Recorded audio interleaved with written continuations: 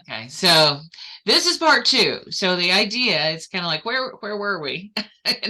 Well, when we last met, and Sandy, you were part of the first group, or were you?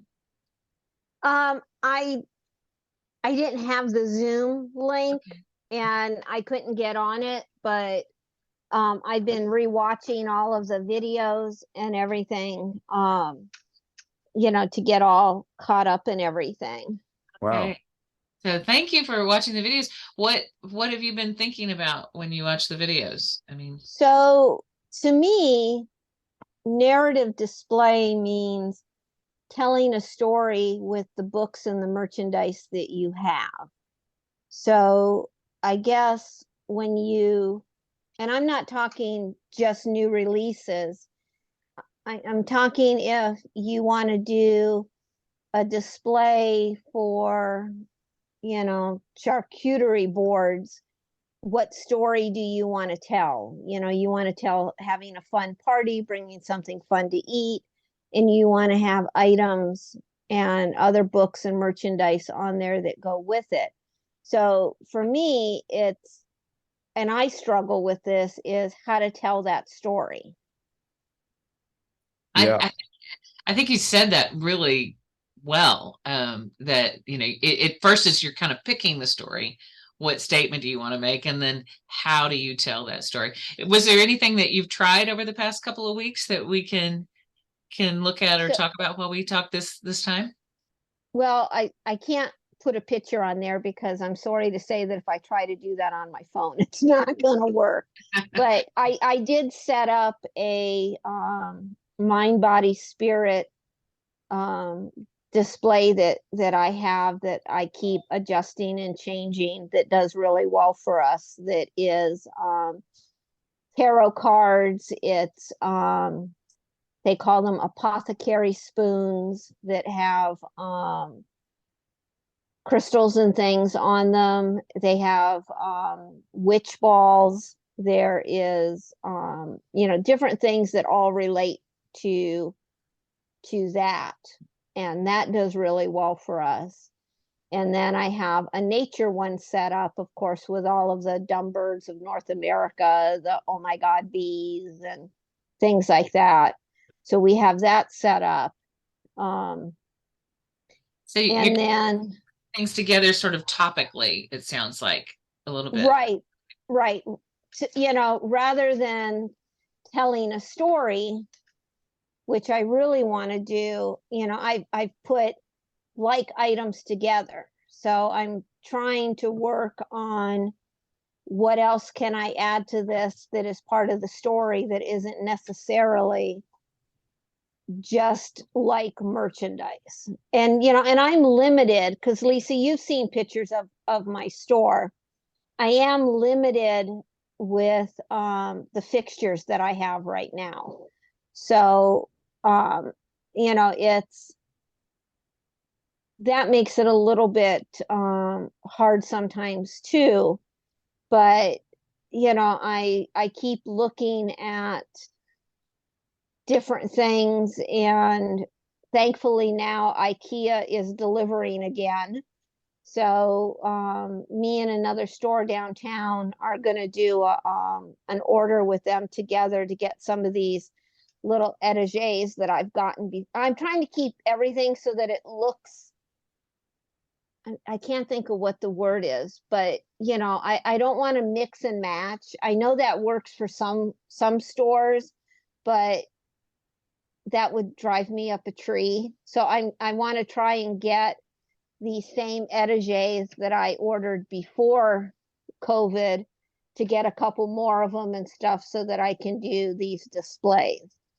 Sandy, But where is your store? I've forgotten. Stanton, Virginia. In Stanton, that's right, in Virginia. Yeah. Don't you have a an octagonal display I do. I got that from you guys. from Franklin? And Yeah. I have a matter of fact, um, me and this other same business already talked. Is his name Corey that Mm-hmm. works with you?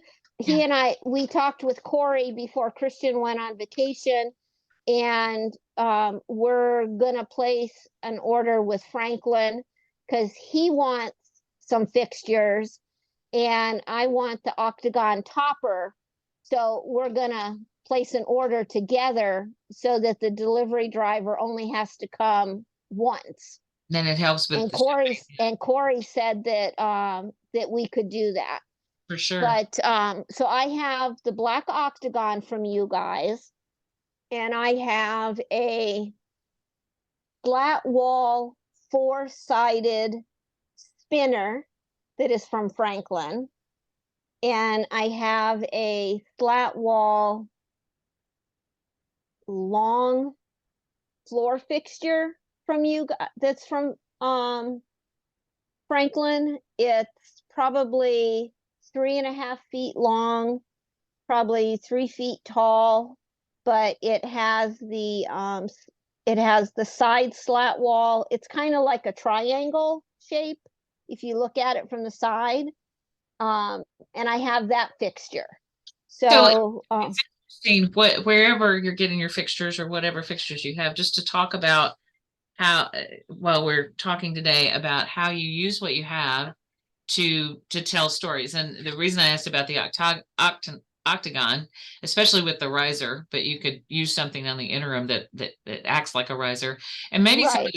some of the pictures I have will help, because we have an octagon in our store too. We also have a round table that has no riser, and Mm-hmm. kind of fake that. So I think that's something for us to look at as we go through, is to think about the fixtures that you do have Okay. in store, and where you might find a specific place, just one place, to tell one of those stories. Mm-hmm. Lisa, I'm interrupting, I'm sorry. Does your research among stores, not just your customers, show that the best display is a flat round table, or there's a tendency more and more to have, just a flat table with a bunch of books on it face up? Is that, which is very daunt-like, is that something that the research shows attracts the most attention, rather than a wall, with properly facing shelves? I can't say that I've researched that exact question, but I do know that waist high and face up or face out Yeah. are two things. So face up being that it's you can look down and see it like you would on a table, or face out like you see it in a shelf. Those are two forms that really get a lot of touch. Yeah. People touch face out.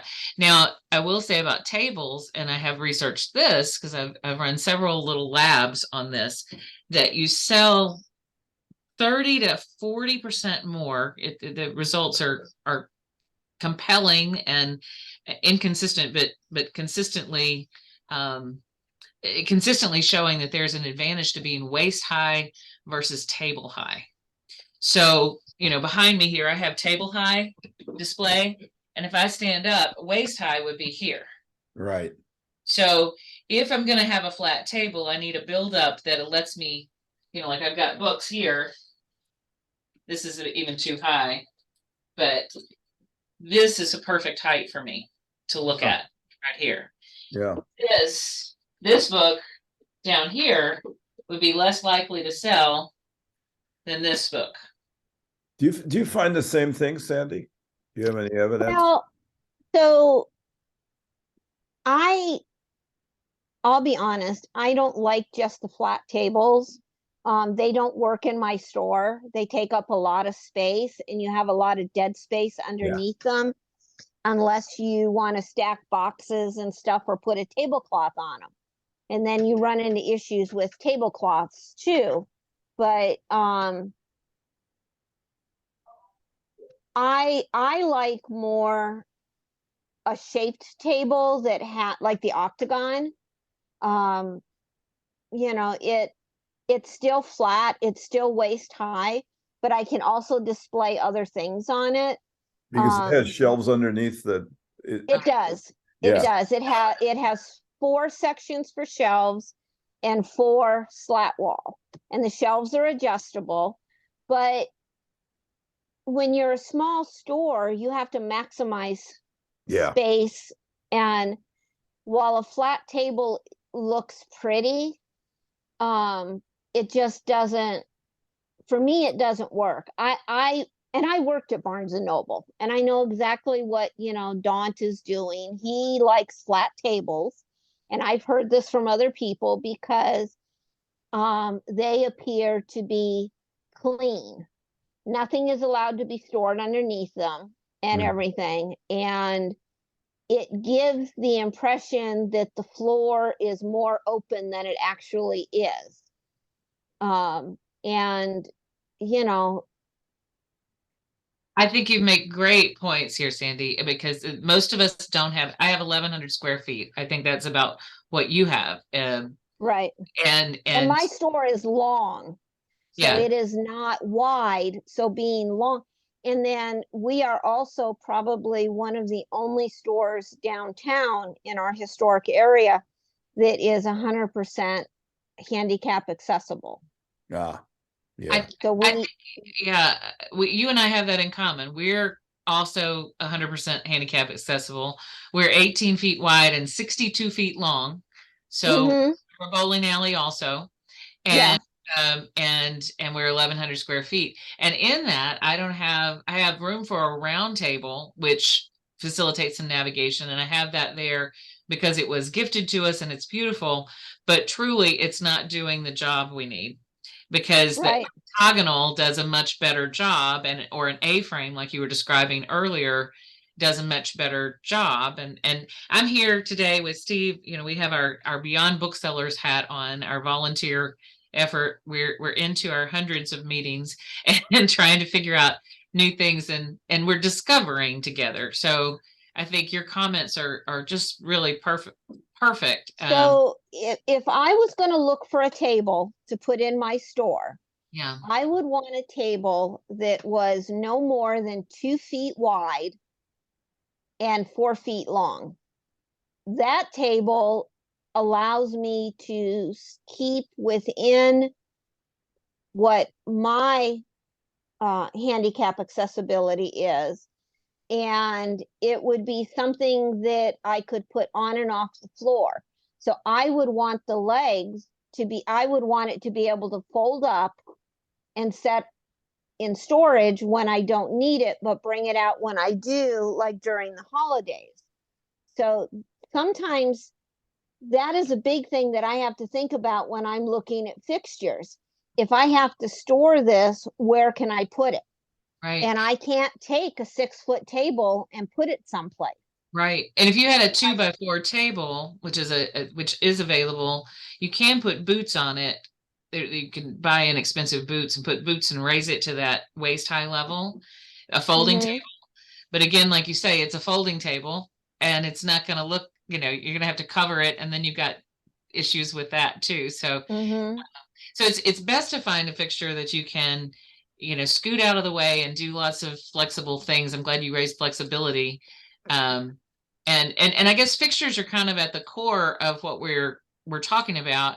But last time, and maybe we scared everybody away. We want to create at least one narrative, one idea, and observe it. So I created a lot of things with pictures, and maybe we can look at these pictures together. They were done by our staff, and we can figure out what was done well and what could be improved. Oh Um, my God, if I put a vase of flowers on one of my tables, they um, wouldn't last very long. it wouldn't last very long. Would they be knocked off or what? Yeah. Yes. Yes. Yeah. Okay. Um, Yeah. bringing life in some way, even if it's fake flowers, is a really nice touch. And what Donna's done here is a nice example because she's elevated the center, kind of created her own riser, and she did it with a box that she's got under here and kind of a round serving platter. She sort of built it up. She's got some very subtle things in here to create the face outs. Um, that you I have those clear shelves that um she used. I have a set of 3 of those that you can stack on top of each other. and those are really nice, those clear boxes. They're good Mm-hmm. risers, and very we get them. We have a relationship with Clear Solutions, and they make the best Yes. quality. um and You we know what's interesting to me is that with round tables, like even, elevated ones like this, you're invited to walk all the way around the outside, right? You And kind of, you explore. There's sort of an anthropology path there, if you will. and that path, Steve, I think is a really important point. And to your earlier point, Sandy, about getting around in a small store, the round form has been appealing to me because it lets a lot. Thankfully, we have a lot of people in the store all the time, and so it gets crowded, and a table with squares would be harder to navigate. Um, but when we're telling a story, Sandy, you said you were working on how to tell a story. There's two storylines. One, I'm going on a journey, your journey. So if we took the nature journey, that you said, and you said somebody's going on a journey. So tell your own story about nature. I'm going to take your idea about nature, that you've got all the things assembled, or a stranger comes to town. There's a new explorer. In our case this week, we had a fellow from Sewanee talking about his book, Nature's Messenger. Fantastic book about James Catesby, and who preceded Audubon and all these kind of things. If I were doing a nature display, I could make it all around this fellow. He's a stranger who came to town. Or I could make it, about a journey about walking my dog. Because finding good natural spots to engage my one-eyed Aussie could be an actual journey. Can you think of any kind of specific journeys or that you could go on in nature, or a story you could tell that's personal to you about nature? So I post a decent amount of pictures with my puppies, Yeah. Jack and Reese. So I've been bringing them into the store with me when we're closed. And when I want to get some stuff done during non-shop hours, and I bring them with me. So, for them, my story would be, if I could get them to sit still long enough, is to put a kid's book in front of them or something and say, recommended by, Reese, or, this is Jack's favorite book. Little things, like that. They've already had their pictures taken with the book that they are named after. So, they've already done that, but I could include, them in some of the displays. Okay. Well, and I think you can hi, Callie, welcome. I'm so excited to see you, because you said you have been trying some things, and I'm anxious to hear what you've been trying. So, hi, and I'm not there. I was trying to see if I had any pictures of it. So I may not have. I can kind of tell you probably, but not. okay. I'm not in my office this week, but I'll be happy to talk about that when you want to. Okay, well, Sandy was just talking about we were talking about thematic display and what we've tried. And Sandy, you said that you gathered a lot of nature kinds of things all together in one area. There was another area where you went and you had tarot and sort of astrological, that sort of thing. So but what we were discussing before you came in, Callie, was the idea that, Sandy has a narrow, long shop, and was trying to raise the question, how do I tell stories around this specific thing? I think you articulated really well our objective, that we want to go beyond the topical thing of pulling together and do a story. So I had just asked the question, if you were going to do a story that's personal around nature, could what could you do? Would it be a stranger comes to town, or could it be, I went on a journey? And then Sandy was just talking about her dog, and what's his name again? Their names are Reese and Jack. Reese and Jack. Okay. So yeah. Reese and Jack, and you notice that Reese and Jack are characters in your story, or can be. I don't know if you follow Parnassus and Ann Patchett and what she does with, do you know her dog's name? No, not offhand. Okay. I was starting to feel like everybody in America knows her dog's name, but anyway, it's Sparky, and Sparky has like this recognition and is sort of a character in the store, and that's one of the things that I've noticed as I've thought about this past 3 weeks, is that the store itself, and especially with Steve's workshop on newsletters, thinking about the store as its own character and really developing the characters in the story of the store. And so you're a character in that story. Your dogs are characters in that story. Your staff are characters in that story, and how you got there. So if we think about that, may be a place to start telling a story around nature with Jack and Reese. So thinking about that, let's think on that and put a pin in that and come back to it. Sandy and Steve, help me remember to do that, because I'd like to hear, Callie, what you've been trying and what you've discovered in this process. You said you've been watching things. Sandy also had watched the video a couple of times and been trying some things. Yeah. There's so much information there. I felt the same way with Steve's newsletter thing. Like, there's just so much information. It's like, I felt like I was a little bit on overload. So I did watch, That's good feedback. Thank you. You think you're on overload, Kelly? Yeah, I know. I'm sure. So, standing room only up there, as my aunt said.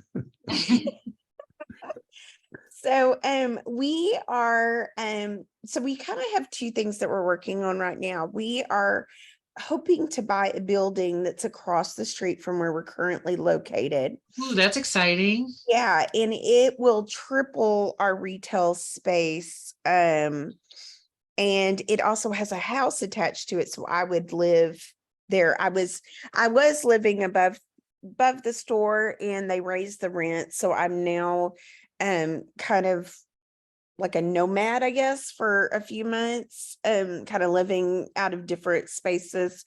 And I am hoping to buy this building, and that will be more, more of a permanent, like, long-term thing. But Oh, that's so exciting. yeah, so currently in the store right now, what we have done is it is I'm a weird duck because I own several businesses under the same roof. So I have 2 community newspapers and the bookstore, and then a publishing company. So we have grown quite a bit over the last year. And so we have 2 office spaces, like 3 really office spaces, but now we have 2 extra employees. So we're all kind of like sardines right now, working off of similar workspaces, like having kind of like modular workspaces, I guess. So we just redid our store and kind of modernized it a little bit. We had a branding person that I contracted that gave us like brand colors. So everything in the bookstore now is the brand. We painted fixtures and kind of redid it. So so in the current store, and I believe I have a picture of this somewhere, we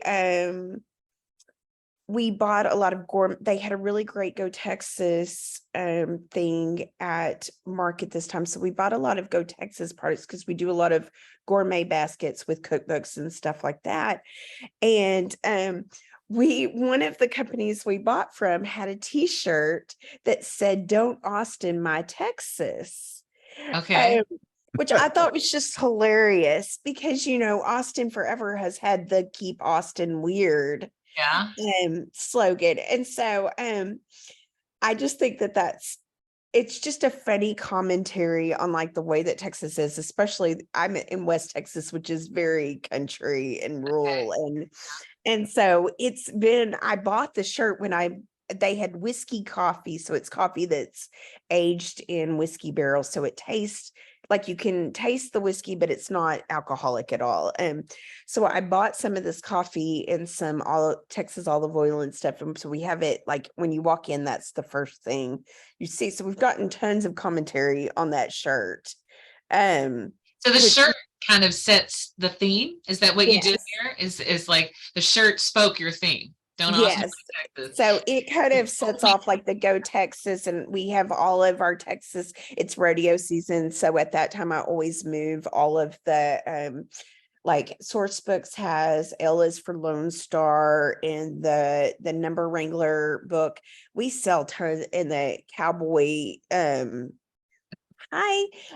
We have like just cowboy children's books and adult westerns that are like Larry McMurtry is from Archer City, which is very close to us. And so Lonesome Dove and all of those are very pertinent to the area we live in. So that's kind of one thing that we've done. Our newspaper, the one that's local to our town, is just been honored, and we have not celebrated this because I'm hoping to do it in the new building.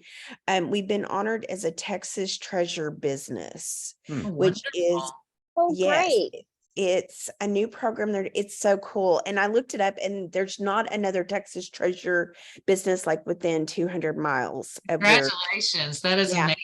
Yes. So on the back wall of our bookstore, in the front part, we had all these display cases that were in the back, like in our meeting room, and we moved them all to the front and have like the story of the paper intermersed. And I wrote a book about Stanford several years ago. So we have like the book and kind of local books kind of there. And we did a recreation of the front page of the paper the first year that the rodeo was there. And so it's huge. It's like on butcher paper. So it is again like that your eye is naturally drawn to that at the back. And then we moved all of the kids stuff to the back. So it kind of has like its own little thing. When we moved to the new building, I'm calling it the community instead of a boutique. And I'm trying to, like I was thinking, I want the children's area to be a secret garden. And like there's going to be like a wall kind of with like greenery. And so you actually walk into it to walk into the kids part. And we're going to have like dress up clothes and all of that stuff. And we have a bookstore bunny that lives in the store, except he started chewing on some of the books. So he's now kind of contained a little bit more than he was. And he will live in that part of the store when we change, so you can see Odin and stuff. But Let me pause what you're saying, because you're saying, I want to underscore several of the things that you're saying. yeah, there's tons there. Yeah. So let's unpack this a little bit. So first of all, you created, and hi Brad, welcome. Good morning. Hey, Brad, great story in the Morgan Life newspaper. I Yeah. like it. I'm just looking at it. Yeah. It's in So- the link, you guys, if you get it, when you get a moment. Yeah. I will we'll take a look at that in just a second. Let's unpack what Callie just said though. Callie, you said you created a display, and there's several things to underscore that are really good principles. First, you've created an intensely local experience. So somebody is coming in and they know they're getting a local story. Mhm. And you're in the story writing business in a big way. Yeah. So, Yeah. It's so I just filmed a reality show, and one of the big things that came out of that is that I cannot condense anything under 3 minutes. Like that was the obvious part of the reality show, because that was part of the competition. I was like, I can't do it. I'm a storyteller. I have too much. You filmed a reality show too? That's another story. In June. So it hasn't aired yet. So that will be a whole thing, I'm sure too. That's the whole thing. So, okay, we got to pin that. But there's so you've got this huge picture of the paper, which is a part of your story, because you're writing a small town story, and you're reflecting that story in the books and the merchandise that you have. So this t-shirt that says "Don't Austin My Texas," whatever that people interpret that to mean, and that's compelling because you created a question mark as people walk in, and you've given it a title. So when we talk about storytelling and display, having a compelling title like that pulls people in is great, because you've gone, "Don't Austin My Texas," you've given it a title, and then you pulled the merchandise and such around it. So we said last time that a great story is like any great book. It's got in a theme. The display needs a title. It needs, and the shirt has given it that title. Yeah. And then you've got this huge visual, which is the newspaper, and created this walk through the newspaper experience, which is also really great because no one can find that anywhere else in the world except Right. store. And so, and your store is inextricably connected to your paper, which is all about community literacy, community understanding, sharing information, building the team, building the group and the community. Very, very interesting stuff. Then you added a bunny, so that's a different thing. So He does have his own Instagram. that's part of the character that we were just talking about, like Jack and Reese, the dogs Jack and Reese that Sandy has. So the bunny has character and is a character in your story and in your store. And that's also a pattern language, which is about bringing life inside. So when we bring in live animals of any kind, or we bring in live plants of any kind, we're bringing life inside, and it gives the space a certain life, as long as you can keep them from chewing on the books. So that's kind of a good thing. Yeah, we've had some really funny TikToks, because his cage at one point was set next to where we had our ARCs. And so we were gone, I think, like for a weekend or something. We would come back in and he had pulled one of the books. He had craned his neck out far enough out of the cage to grab one of the ARCs, pull it into his cage, and had like devoured it. And so there were like pieces of book everywhere. And so I did a TikTok and I was like, are you ashamed of yourself? Like, really, really. And so that it's really funny. We laugh at him all the time because he just does. That's another thing to underscore. You are using humor. Yeah. You're making people laugh. So use some humor. Hey, Kelly, did that particular TikTok get a huge amount of attention? Yes, it's so funny. If the hashtag like rabbits of TikTok get a huge amount. I did another one of him that was with the sound, and it was like, I don't want to alarm anybody, but I haven't eaten in 20 minutes, and stuff. And I did it with him because he was like being silly. And now we have him leash trained on a harness. Okay. And so we've done some fun things with that, like walking the bunny. Okay. The great thing about Odin is that he was held from such a small age that it's totally okay to have him around kids. Like he doesn't bite. If the kid sits down, I can put Odin in their lap without worrying about him. He's not going to scratch or, he's a very, very tame rabbit. He's also huge because my mother feeds him too many carrots. You know what you ought to do is some TikToks where you give them books to eat and devour that are going to be remaindered. a new remaindering tactic. So that is wonderful. Yeah, he loves paper. He just absolutely loves to chew on paper. So yeah, we that would be funny about like that's his way of reading, or something. I've written children's books about some of my other animals, and I've had several people say like, are you gonna write a bookstore bunny picture book? And I'm like, yes. And Steve, that's kind of was part of my idea, that maybe at night Odin would go and write a book like on my computer or something, that would be part of the picture. Yeah. So if you had a typewriter in the store and you had Odin's my writing, keyboard is a typewriter. so if you had a typewriter and then you have notes from Odin, that you could just follow, that becomes part of a story. I wanted to check in. It's a wonderful idea. And Sandy, you could do the same with Reese and Jack, I've written a book that I've not published called Sweetie Loves to Read, and Sweetie is one of my dogs. And the way she reads is she reads the stories about, and I named Lena Foxtrot and what she did with her cubs, and about, the silly squirrel and what he did last night. And she reads the ground, so she sniffs the ground and she sniffs all these places. And we talk about all the animals that she reads about in the morning news. So every time she walks, she's reading what happened last night with the groundhog drama and what happened, and all the animals have names and such. And so it's kind of a funny thing, but it's kind of making the connection that dogs read with their nose, just like we read with our eyes and that sort of thing for I kids. love But that. so Or with chewing. yeah, or with chewing.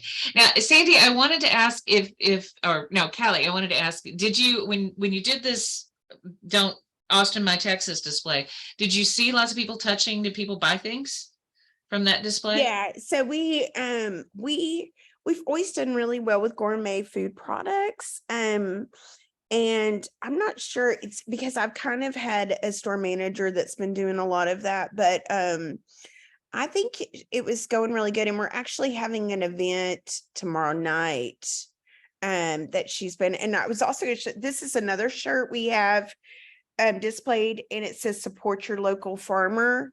And we've done really I well with just those shirts. changed out of that very same shirt Oh, here in really? California because I thought, oh, that isn't very dignified.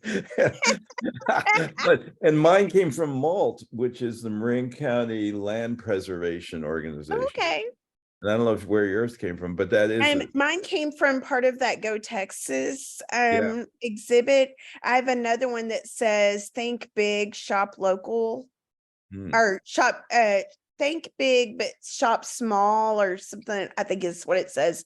But we have this one back in another display where we have a lot of like farm-ish books and stuff like for kids. And we get a lot of comments on those. But yeah, the we haven't replenished or restocked or had different gourmet food items in a while. And so having the new coffee and the new olive oils, like we get a huge demand for olive oils, and the company we were using had gone out of business. And so we found another olive oil distributor. That definitely is a draw for people. They love having those, like, special things to give people or something like that. So it sounds like, not to drill down too far on Austin, My Texas, but it sounds like that's tongue in cheek because that actually is an attack in a way, or criticism of your store being too gentrification oriented with gourmet food. Like, yeah, you know what I mean? Is that the way you take it, that you're being funny about people making fun of what you guys like? I don't know. I think it is. So we live, I mean, in our area, there was like, in our county, there were literally like 120 people that voted Democrat out of like 12,000. Okay.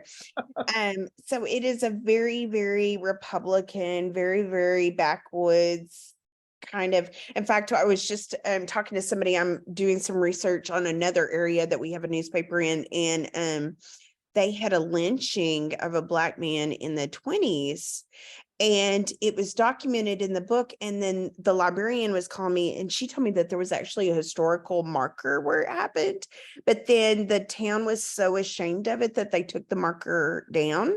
Oh, But she was saying, like, you realize that there are no Black people in the town. And I'm not from that town.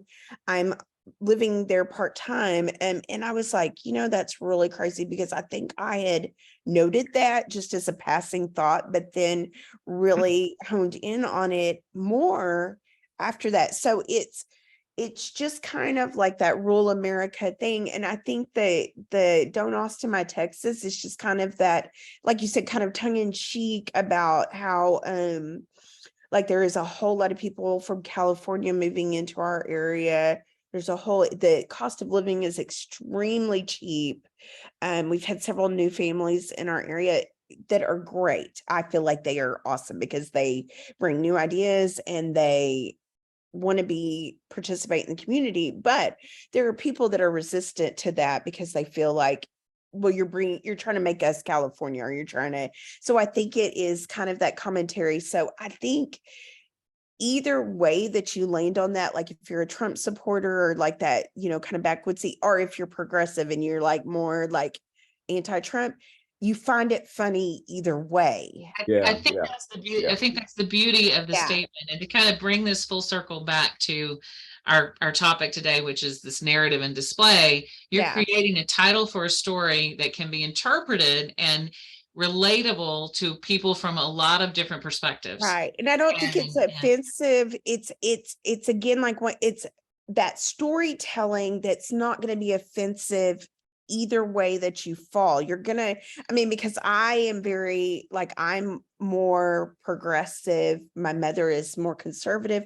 We both think it's hilarious. You so know, one of the things you mentioned were a lot of what people would call sidelines, and I'm trying to reframe those as book adjacent yeah. things. And I Things knew that, you said that. I thought that was awesome because that's kind of always been my mentality. And yeah. I'm glad that that was one of the things that you said that I was like, I'm so glad somebody else said this, you know? They were sort of embracing the idea that if you want to live an authentic life of farm to table food, and you want that to be part of, then having good oils and having these other things is going to be part of that experience. And so you're pulling things in that enhance the story and fill out the story. Mhm. I want to make sure that we get a chance to hear from Brad and see if you've tried anything in display. And Brad, you just posted something in the chat. Every great bookstore I has love something. that, Brad. That's my motto in life. That's something that for displays, we pretty much use the windows out front because we have such a small store. Every square inch has some kind of merchandise in it. I was just looking around I maybe have one or two places where I could do something, but they're not very visible.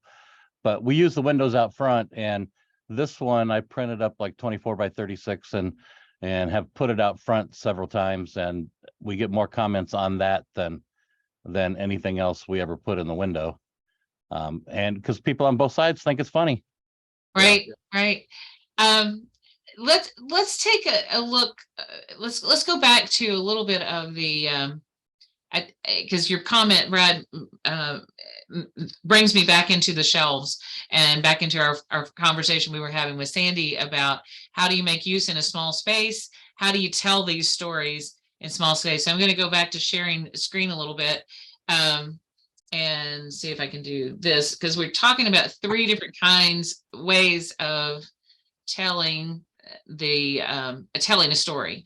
And one is around a theme, another's around a shared quest, and another's around individual voice. So Callie, or Sandy, what you were talking about with the nature could easily fall into a theme. You can have fun in nature with your dogs. I don't know, that's not a very good sentence, but maybe you can think of a better one.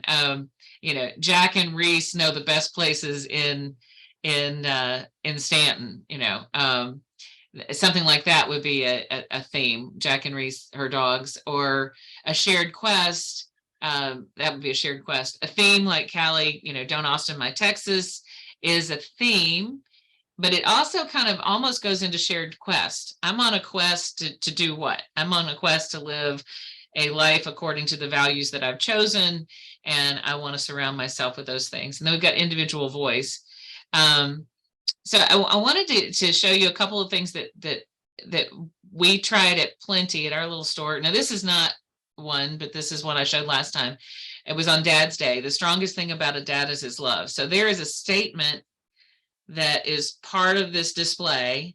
That's just a little silver tray where we pulled things together. But note that we've got cards and mugs and books and cards. We have some old vintage ties all kind of tied together. But what ties this together as a theme is this idea that the strongest thing about a dad is his love. It's a statement.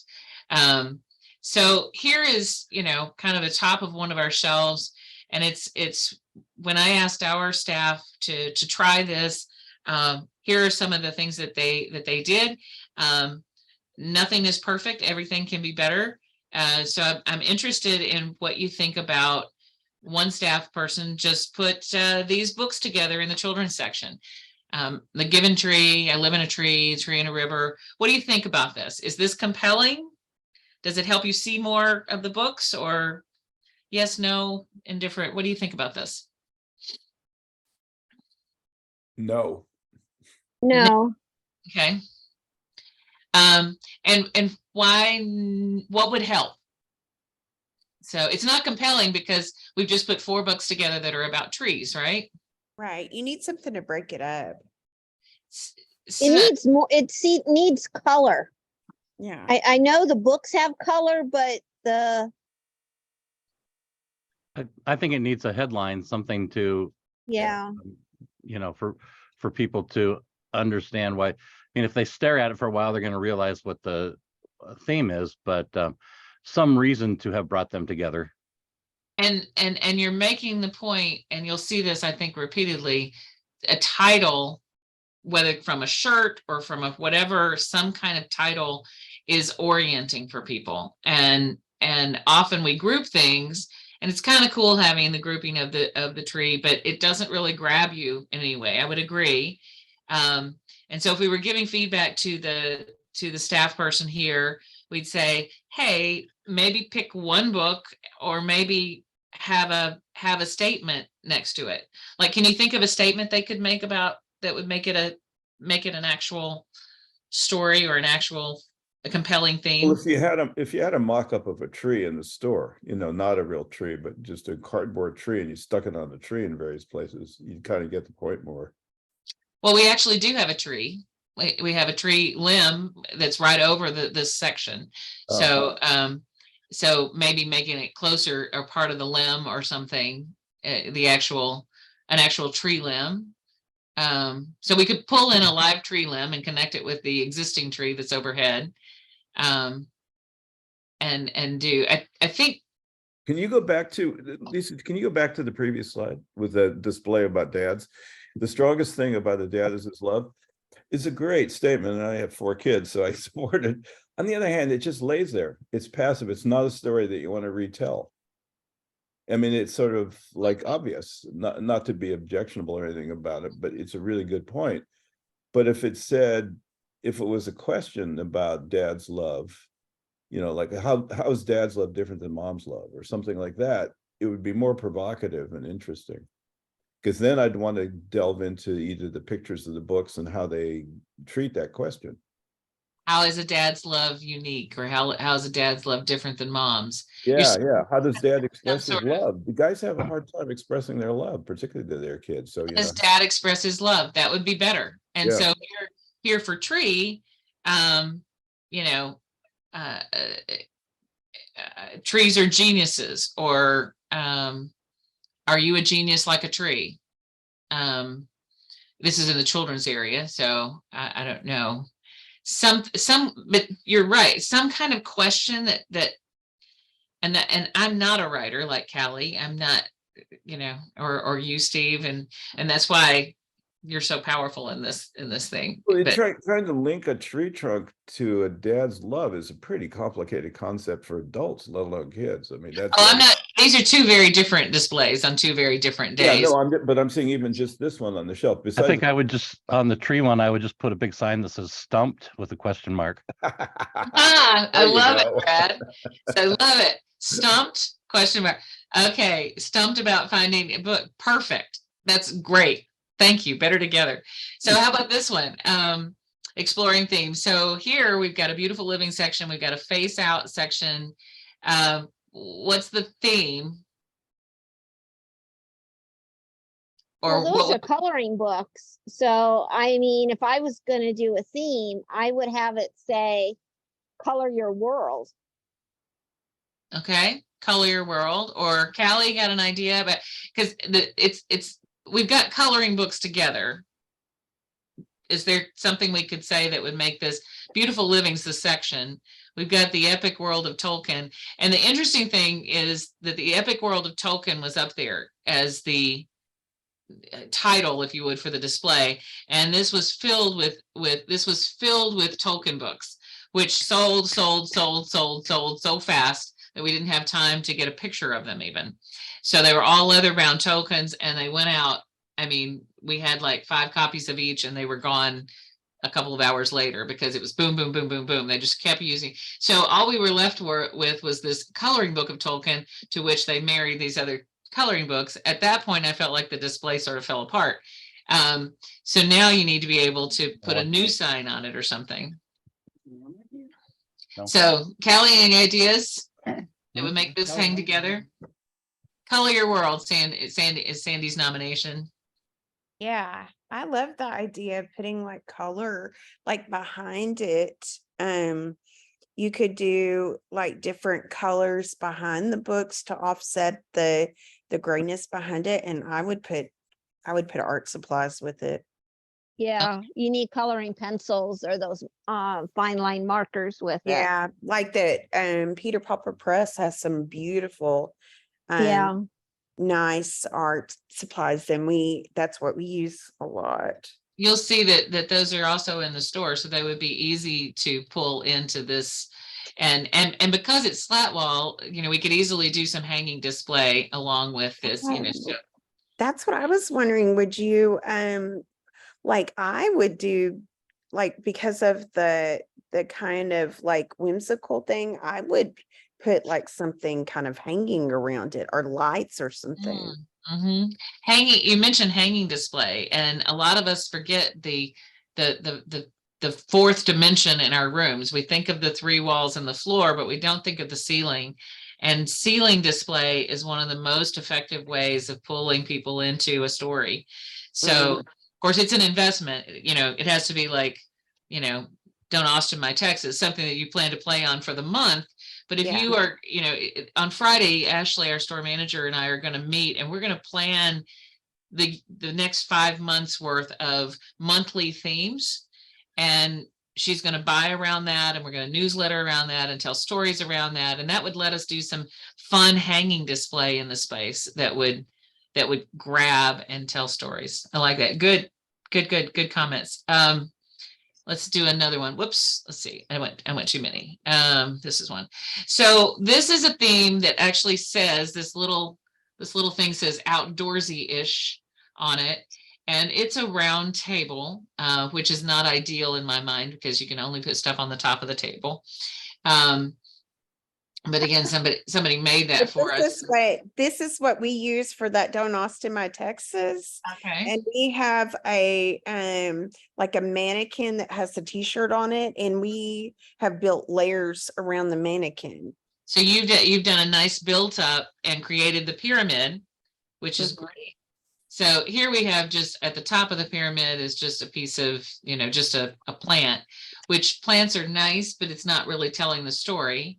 And you can see both the back of that table and the front of that table in these two pictures. So we have a convergence of, kind of like your display, Sandy, of nature items. They're all together here. So is this a theme? Yeah. This is a great, I'm going to continue to argue for round tables even in small spaces, because there's something about them that makes you want to delve in and explore it, as opposed to something that's just a reference section. It's the most opposite of a library you can have, traditional library. See, a round table to me means it's more together. It's more shareable. There's not one corner. There's no edges. It's a round table. So, I mean, it sounds silly, but go back to King Arthur. There's no one head of the table. It's just a round table. There's no sharp edges. There's nothing poking you. People have a tendency to walk in circles. Well, and it does walk people around. And I do notice that, what I notice about this table is it gets shopped a lot. And where it is, I do think we need to up our game and have a riser in here of some kind. And we could get a creative riser. If it's outdoorsy, maybe we get something that is of the outdoors. A tree stump. A tree stump would be great. Something that is, a tree stump or something natural that lets us level up and put things together.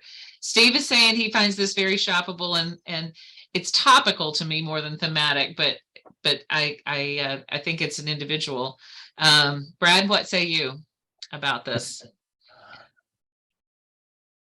Oh, I was just thinking that you need to put a whole bunch of books about the night sky on Mm, there. okay, Knights of the Round Table, you know. I like Um, that. The night sky. I'm taking notes. I'm going to try these ideas and come back to you in the third workshop and show you how they work. So so so I've got the night sky. and I like the round table. I think like Steve said, Mhm. it's more organic. It's You know, inviting. it's not Yeah, so think that's referencey. a good word. Mhm. Yeah. Also, Brad, I think that the concept behind this, it raises a really interesting concept. Like if you show off a whole bunch of books, are you more likely to sell than if you show fewer in a more attractive way, in a more engaging way? And Well, obviously, I Lisa think this would is a argue for the latter, obviously. yeah, I think this is a pretty small footprint. So you're not really putting that many books, you know, it's not even probably not even one shelf. Yeah, but I wonder, it'd be really interesting through heat maps or some technique that we'll have to develop to measure the sales per square foot, which I think, you know, the Apple stores in a way demonstrate this because they have the highest density of sales of any store in the world, I believe, is that less that's more attractive and tells a tale, takes you on a journey, whatever, is going to sell more books, even though there are fewer books available, I think. So And that is the principle of Trader Joe's as well. here's my take on that, because you know, we spent a lot of time in the last 28 years analyzing um what so we're caught between two things, wanting to do a display and show as many titles out as we can, um, you know, to make it visually appealing. And then you just have the fact that if people don't find what they're looking for, they're going to get it online, because they walk in with it on their phone. They say, do you have this? We say, oh no, but we can have it in 2 days or whatever. And they go, okay, thank you. And you know, they go outside and order it. On So the other hand, those are two different audiences. That's the probably yeah, but we're in a small community. We don't have a lot of foot traffic. We have, you know, we have to have as much in the store as we can so we can make that immediate sale. And when you have that immediate sale, then you will get add-on sales if you're doing your job. yeah, yeah. And that is, and I think that's something that all four of us with our bookstores share. We're in small communities with a small footprint. And so trying to, you know, like I'm hoping to get 12 turns, which is kind of unheard of, but I'd like to get 12 turns out of our store. And we just relocated after 7 floods, and we're in a much better place for foot traffic now, because we're getting a lot of visitors, and we fail about half of the time to have what someone is looking for when they're looking for it. But I think we like yesterday we didn't have any Dogman books. You know, it's like how do What? how did we run out of Dogman? I don't know. We didn't have Dogman or Cat either. We didn't have any of the Pilkies, and it's like because they're moving so fast. But we are also finding that people, when they're looking for a gift, are looking to be inspired and want, you know, they're visiting. So it's a pattern language, which is a law, if you will, of that people like scarcity and specialness, particularly when they're traveling. So to that point, you know, lots of brands are built around creating something that's special and scarce, and you're not going to find this anyplace else. On the other hand, there are those that want to shop with us that want to buy local, and we want to pull the things they're looking for in with things that they didn't know they needed. And that's a tough balance. So this would be improved with a riser. Let's look at a couple of others. Like this. Is this a theme or topic? And what do you like about this? And what would you improve? Is it too much? Too little? Just right? The boxer, by the way, is something that I made for my dad in 6th grade. So that's a very personal item, which may or may not work. I can live with that. The all of the dog tags and such are made by a local person. Boxer Babies is the name of her business. And then we have that paired with a dog puzzle, Dog's Day Out, All American Dogs books, some memory game with dogs, which I play with my granddaughter successfully. It's a cute little memory game. So you see stuff here. Tell me what you see in this display. What do you like? What does it need? The sign is too big. Well, The- I think it's very whimsical. It's I like great. the whimsic. Yeah. It's great because it's very unexpected when you go into the bookstore. So I think that's really good. I might spread out the book stuff a little more because kind of from this picture, it looks like it's all kind of down at one end, but I can't see both sides of it. But I think it's great if you can do it for 30 days or whatever and do something else. It's really nice. So as I look at it, and I don't know what date this was done, but I would say we carry a couple of dog treat books. We carry a charcuterie board book. Okay. I would put the hot dog book on there that, that's been popular all summer. And instead of that wood display with the collars on it, I would put a display that spins that you hang them on. You know what I'm saying? Like a metal spinner so that it's up a little higher and you can take off the collars a little easier rather than, oh, I want that plaid one on the end, but I have to take all these other collars off to get to it. Good point. And might you move this center collar thing maybe to the side and reposition a single book with a title like All American Dogs or Dog's Day Out or something? I like the hot dog. All American Dogs is sort of a topic, not a theme. It's not as compelling a title as Dog's Day Out, or what was the other one? Charcuterie, Yes, how we to sell a lot of that one. well, see, that's really compelling. That's unexpected. So if charcuterie was right here in the middle and the title and the tags were over here, as you say, easy to access. We've got slat wall on the ends of these. So it would be easy to put those on slat wall hooks and divide them up so that they're easy to access. Great comments. Let's do another one. This one is, this is pretty. And we have the pretty pens and we have I love these notebooks. We have note cards and such. It's sort of, actually, this one does have at the top, it has a book called Your Story. Let me see if whoops. I'm going to do an escape and see if I can uncrop that because no, I can't. There it is. And see, are you seeing my screen? I think you are. Yes. Okay. So if I'll pull it back into here and then put it back on there. So you see at the top, it's got you, the story, the elements of style, lots of things about style. So tell me, what can we do to improve this, Callie?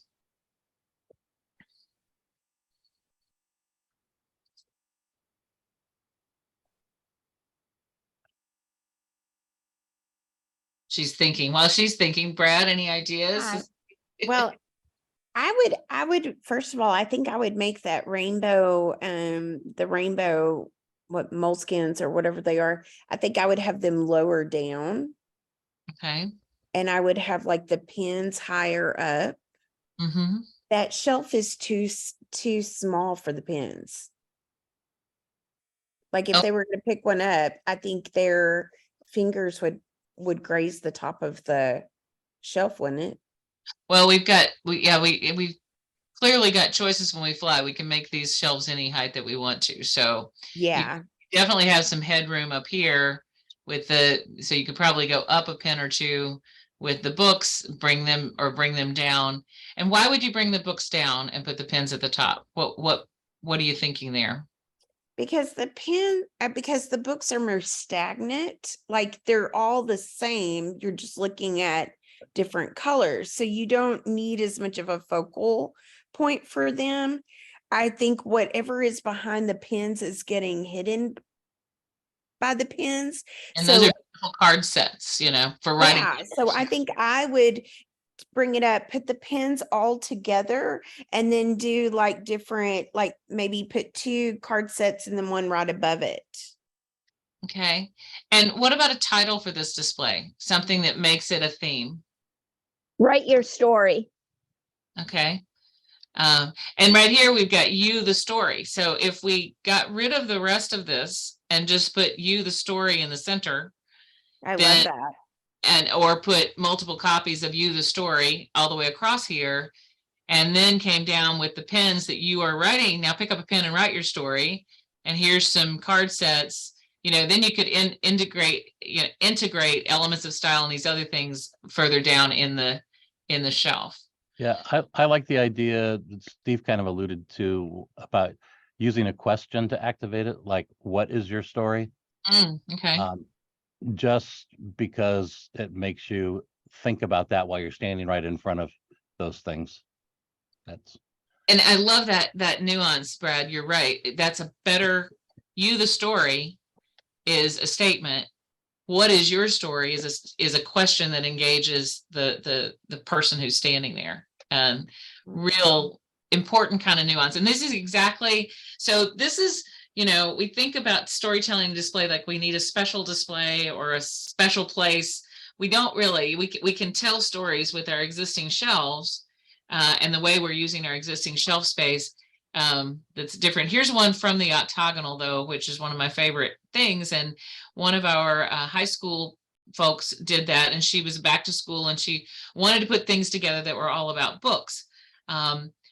And she successfully did this, and this made so much sense in her head. She did a video of it, and she's like, these are books that da da da. And she told me the story as she was going around. She's a wonderful bookseller. And she's like, this is a story of books and all the way back. And this is a story of writing. And this is classics. And this is, you know, she walked around and it made a lot of sense to her. And it might make sense and be compelling to somebody else too, or it might benefit from something else. What do you like about it? What would you improve about just this that you see? It doesn't gel completely yet. It's a great idea. But by the way, in the previous one, I think it's, I'm sorry to interrupt, but I think it's important to be even more specific with a question rather than what's your story. I'd say, what happened to you yesterday? Tell me what happened to you yesterday, or what's the most memorable thing that happened to you today, or something. You know, I can't think of what the right question is, but I think Brad's onto something. But it should be even more motivating, where it makes you think, oh, I just came home and I was going to tell my husband about this guy I met in the store who we all were worried about, and it turned out he was a Shakespeare scholar or something. You know what I mean? It's like, needs to be more grabby and provocative, because none of us are used to just sort of blabbing out a story, but we run into somebody we haven't seen in a while. The first question is, have you taken any trips? You know, where'd you go? Oh, Portugal. We're all thinking about escaping to Portugal. What's that like? You know, it's like, yeah, give them something to grab on. Okay, so just putting books, and that's the illustration I think we're seeing over and over here. Just putting things together that work together thematically, or at least topically, is not the same as having a story.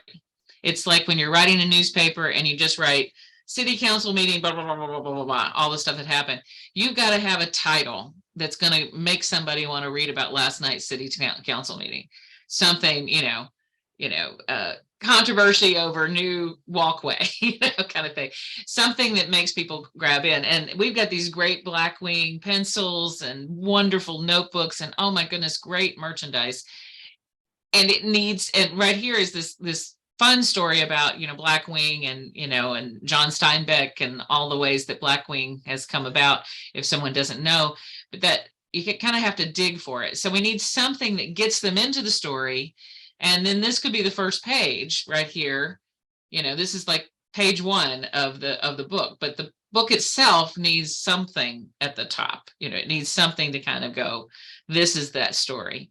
And here, let's see, I'm going to pull this over here. This one is, she worked on this a long time, and I think she's almost there. So, what do you think? What do you think? What do you think about this display? Jamie worked on this. It's a little overwhelming to me. Okay. What would you take away? And how would you make it less overwhelming? I agree with you. It's a little, there's much. It's because your eye doesn't know where to go. Right. There's too many conflicting colors. And remember, we talked about how color flow is so important, because even if you are arranging things in a way that your eye can go, conflicting color feels like conflict, which feels like noise, which makes you not want to look, right? We have this great book that I love up here, Your Brain on Art. If you haven't read this book, oh my goodness, it's amazing. So I'm excited about this book, and she got excited about, a quote. But then we've got my comic book and dual brush set, and we've got everything up here at the top. People read top down or left to right. If she had stolen from the inescapable James Todd, and she had had multiple copies of Your Brain on Art, which is what my eye went to immediately, across, if the top shelf were nothing but that book, it would then headline the rest of it. So, and to your point, Steve, if we choose one book, which is often hard for us as booksellers to be like, okay, here's one that I'm really going to suggest is a big deal. And we went all the way across with, I don't know, 5 copies of Your Brain on Art. This also is our nonfiction pick for the month. So this is kind of a theme for us in our nonfiction book club. So we did Your Brain on Art. Look at all these pretty colors. And then that could tie together the colors and make it less busy. I'm going to try that, and I'll take a picture of it for our next. But the comic book, we'll have to put that someplace else. That maybe goes in the tell your story display. Write your story, write your own comic book. Dual brush might go over there too. So I think that's a good point. And it's easy to get, it's hard to tell a good story, and editing is part of it. Editing is a big part of it. So here we want to edit the headline. The headline's too busy. What works here, this is not a theme, it's a basic pairing, but you like this, don't like this? I like this. And what works in this? I like how he's tucked behind the book. They seem to be together. It's integral. It's not like it's just sitting beside. I think his little eyes focusing out, and we remember with all our plushes, we want their eyes looking at us. I think it would be very hard to buy this book without buying this puppet.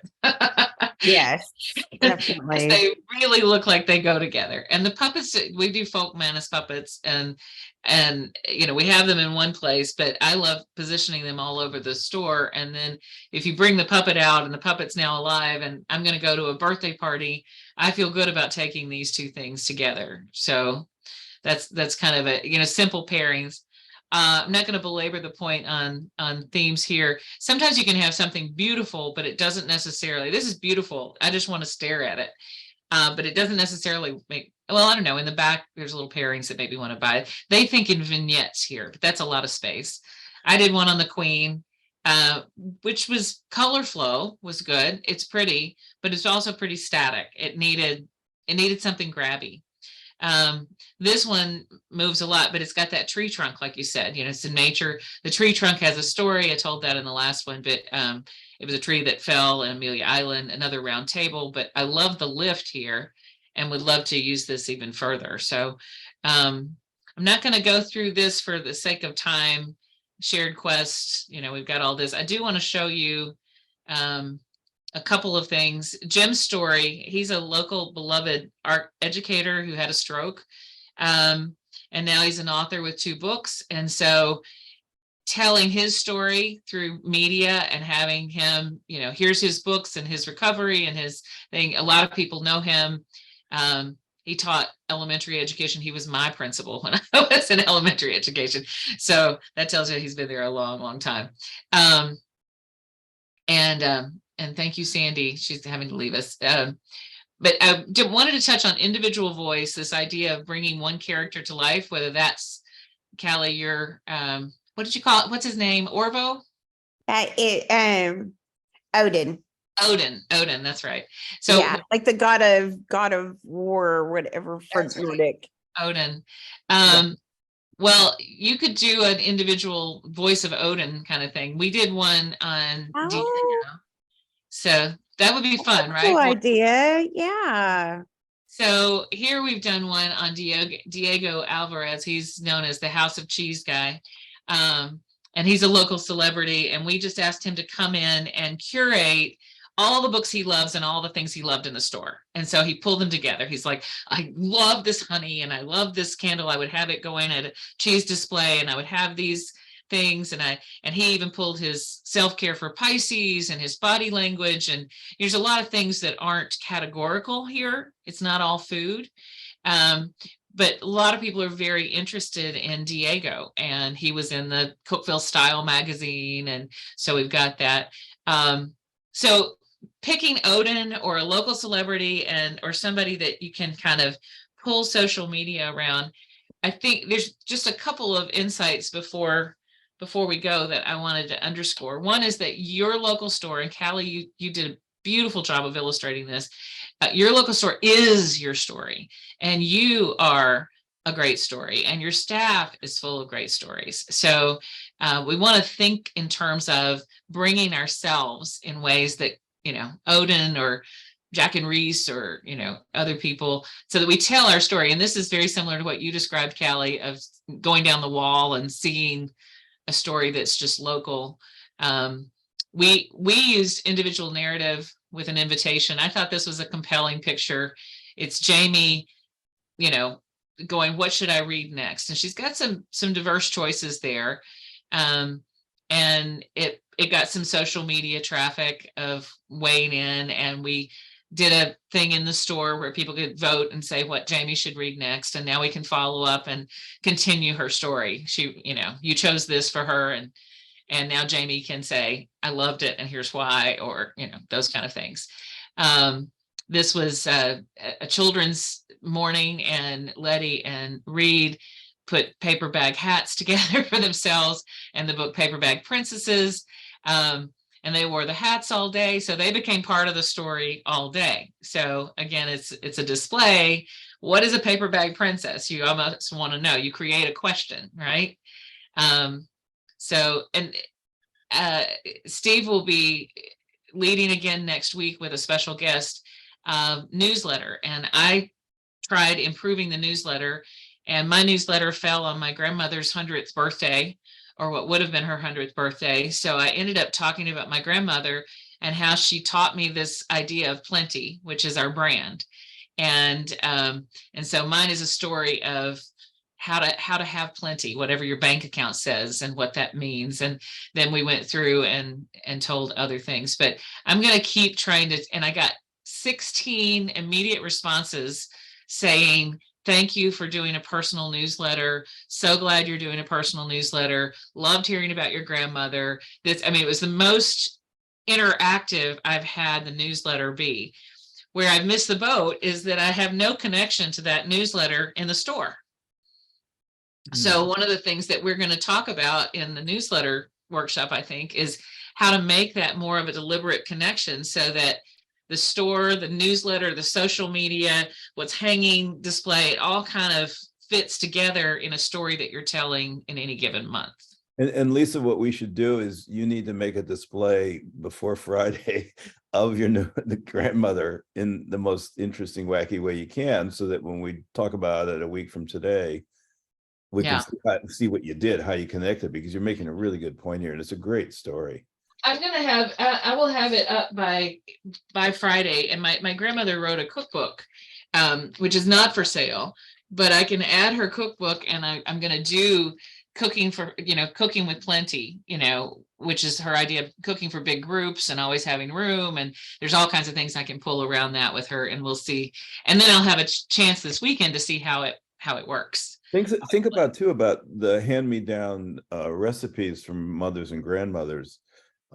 which I have, and a lot of people have, and they treasure, you know, a box of index cards with different handwritten recipes from your I have grandmother. I have exactly that little box of index cards. I also have this tea towel with one of those index cards printed on it, which is not something that I have available for sale, but need to. Hold it up Yes. again, will you? Hold it. Let me just. This is for Southern pecan pie. Wow. Uh, Wow. and it's in my grandmother's handwriting. And That's so a, I think that would be, and that's one of the cards that my daughter-in-law gave that to me for a present. But one of the things that we're wondering is, what if we connected the theme in the newsletter, the theme in the shop display, and the theme in the socials? Because that could be powerful. This is another lady I'd like to feature. She's 93, and she was one of our poetry readers Monday night. And she has a book that's for sale in the store. So it would be interesting just to talk about poetry at every age, and that being a thing. Another insight before we go is that there's two types of browsing in the stores, at least. But I'm starting to notice or believe that there's a difference in deep browsing and curated browsing. In deep browsing, we expect to see extensive collections, lots of pockets for sitting in review, less than 10% face out, and people are on a targeted quest. They know what they want to find, and they want to discover and journey. In curated browsing, I go to the plant store 2 doors down, and I do not know the plant I am planning to find. I might know the location for it, but I don't know the specific plant. I'm going to curated browsing and hoping that they tell me about, or I discover a plant. So it's designed for flow and connection and has more than 10% face out or face up. And it's an untargeted discovery or journey. So a lot of that depends on why somebody is shopping in the first place. But in a small store, I'm wondering with the notion of whether curated browsing is a thing versus deep browsing that you would find at Chicago Seminary Co-op or at City Lights bookstore, where you've got lots and lots of titles and lots of time, because you're going expecting to spend an hour or more. You're making it a day, versus people come into my store and they're going to be, this woman's on the phone while she's browsing. That's definitely, scanning. This guy's standing back from the shelf and talking about it with somebody. He's scanning. He's curated. This woman over here is sitting down and she's going more deeply, but with something she didn't expect to find. Lisa, that's why I asked those questions in the chat about how many SKUs, what your inventory is, at cost, your returns, because obviously you have a lot of vignettes in your store. We have 7,600 SKUs, and inventory at cost is roughly 70,000.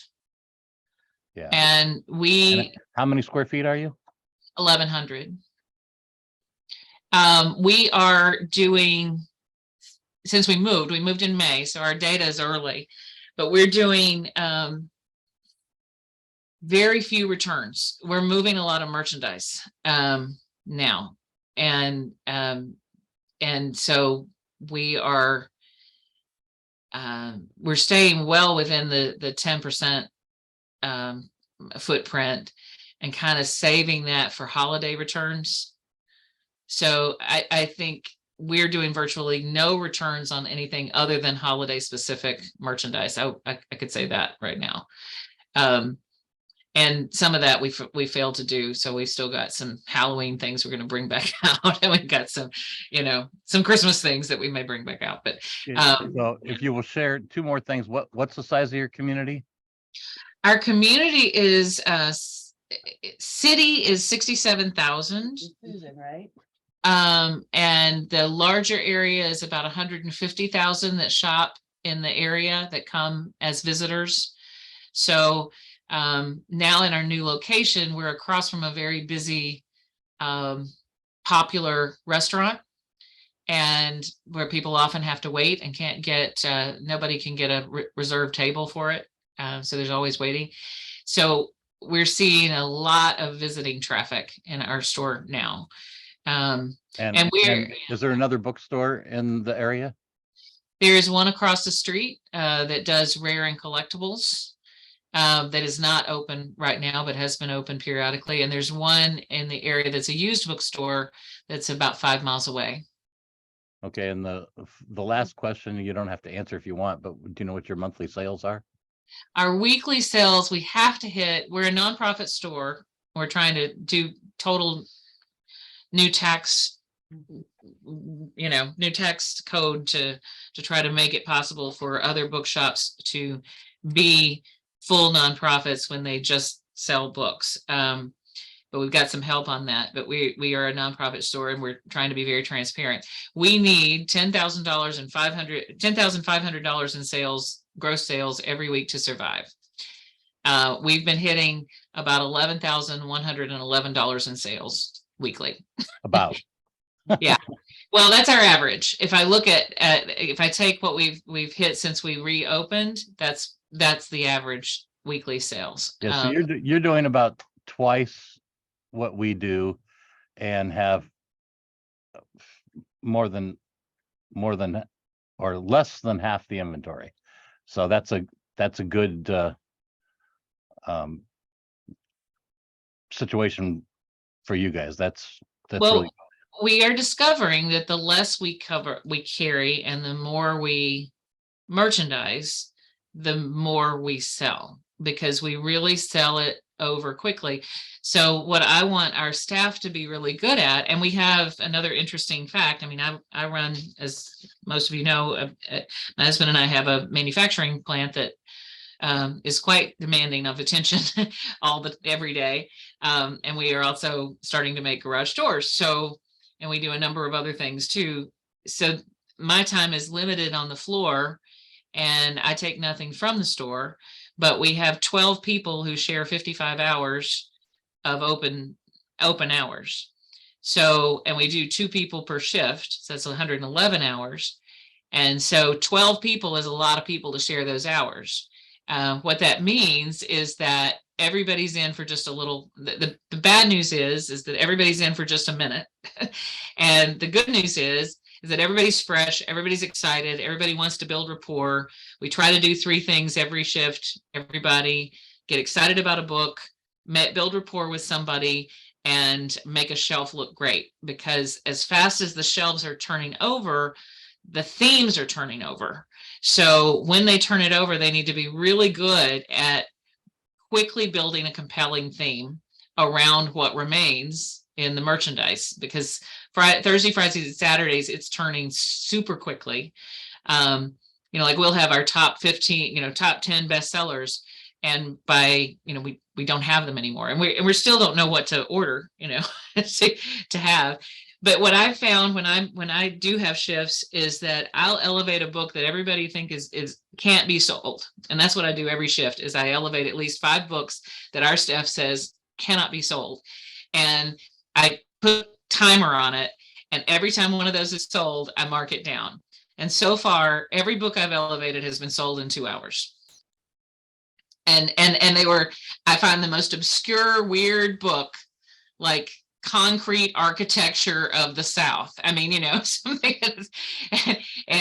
or 50 walks around the planet. And I see, what can we do to sell this book? And if I elevate it, I notice that it gets the energy, and boom, it's gone. And so that's really that's the nature of the experimentation that we're doing. This is a laboratory. All of us have laboratories. So what we're working on is this mission of, and I'd like to see what you try, and talk more about this in our 3rd workshop. We're a little over time now. So before next time, if you, and we'll invite Sandy to do the same, we'll create a couple of pictures of things that you've done, or be able to describe, as you did, Callie, what you've tried. In the window is a good place, Brad, if you want to just play with your window, or pick one shelf and think about color flow. You guys gave great advice on my displays, so I'm confident that you know what to do. I just personally find that I get a little paralyzed when it's mine. I can go into somebody else's store and do it all day, but when it's in my store, I go like, ah. So maybe phone a friend and have them in and do what you did for me today.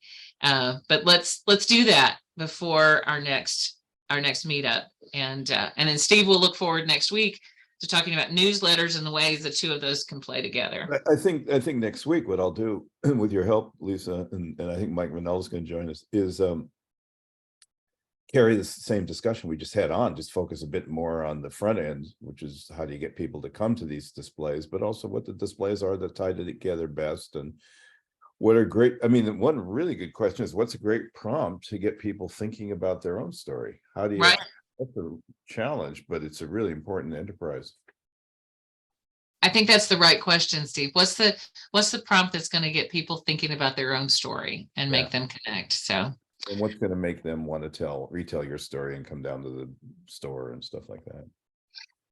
Thank you, Brad and Callie and Sandy, for participating. And thank you especially, Steve, for coordinating and doing all that you're doing. And I think we're discovering things together. So that's the idea, and hopefully with good results. So we'll see you in a couple of weeks, and hopefully love to hear your stories when we come back. So call me anytime and I'll be glad to help. So Thank you, everybody. thank you. All right. Thank you. Get the rest, Kelly. I'm going to. That'd be great. Okay. Have a Bye-bye great now. day. Bye-bye.